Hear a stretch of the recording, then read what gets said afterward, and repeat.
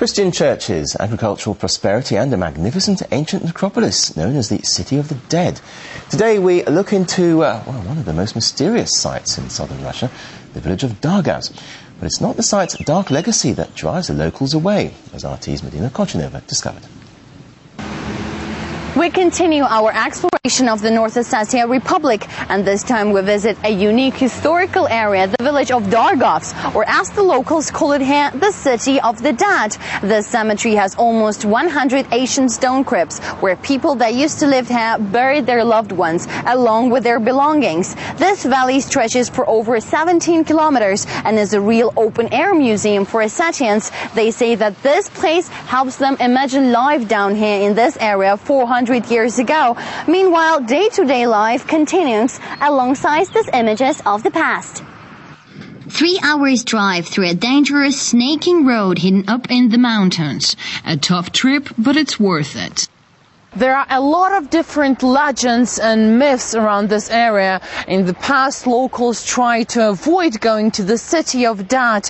They say anyone who dares to get in will never get out alive. And even now, there are hardly any tourists around this place, which might be more to the difficulty of getting here rather than any death curse. In the times of the plague, many people with no one left to bury them would come to the crypt and wait for their death. First mention about the City of the Dead dates back to the beginning of the 14th century. The ancestors of Ossetians settled down on the 5 mountain ridges, but the land was so expensive they were forced to choose the windiest and most unserviceable place to build a cemetery. These days, the area now provides a huge opportunity for archaeologists. Items found at the cemetery have intrigued both professionals and local amateurs. For example, few people knew that the bodies were buried in actual boats, or why, considering none of the rivers here were navigable. Well, now it's believed Ossetians thought in order to get to heaven, the soul of the departed had to cross a river. These days, the surrounding area may once again be alive with agriculture and opportunity, but it's being deserted by people in search of a different lifestyle. For a local Ossetian, Akhshar Varziev, this is a devastating fact. He has built his own hydropower plant that provides him and his family with electricity, but he doesn't know who will inherit his legacy. The idea was born over 10 years ago, but it took me several years to build it from scratch. I used everything I could possibly find. I call my invention a free-flow wheel, but what I see now is that people are leaving. Half of our village left in less than 10 years. Akhshar believes the only thing that can reverse this situation is the creation of the necessary infrastructure, new roads, new jobs and new opportunities to stop people leaving. Young people may be attracted to the bright lights of the cities, but locals say they're leaving behind a truly unique part of Russia. The land of North Ossetia is surrounded by mountains and hills, and while driving along the slopes of these hills, one can suddenly run into a church or a small mosque blending into the scenery. Father Georgi, who left his secular life to live here, says that this monastery, the highest situated in Russia, connects the past and the present. The church was only built some 6 years ago, but it stands near a tower that dates back to the 16th century. During the Epiphany celebrations, over 10,000 people come here. For local Christians, this place is unique. Maybe because of its location. Nobody knows.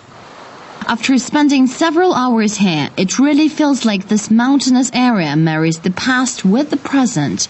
And if you listen hard enough, you can almost hear the forefathers of Ossetia singing their songs by the fire.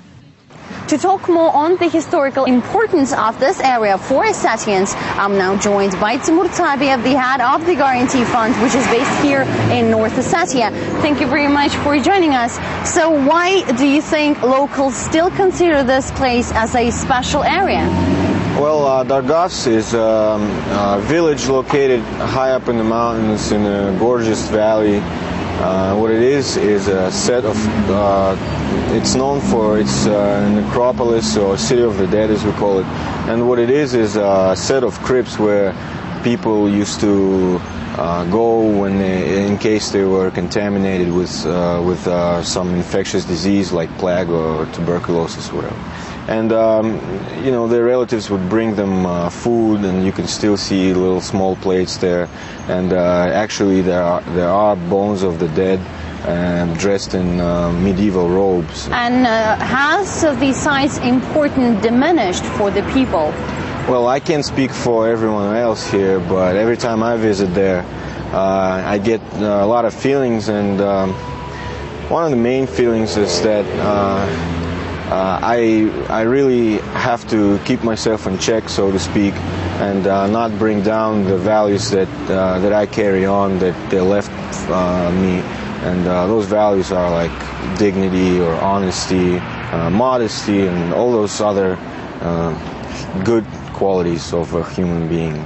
All right, thank you very much. That was Timur Tabiev, the head of the Guarantee Fund, which is based here in North Ossetia. And meanwhile, our team continues to bring you the latest picture of life down here in Russia's North Caucasus in the Republic of North Ossetia.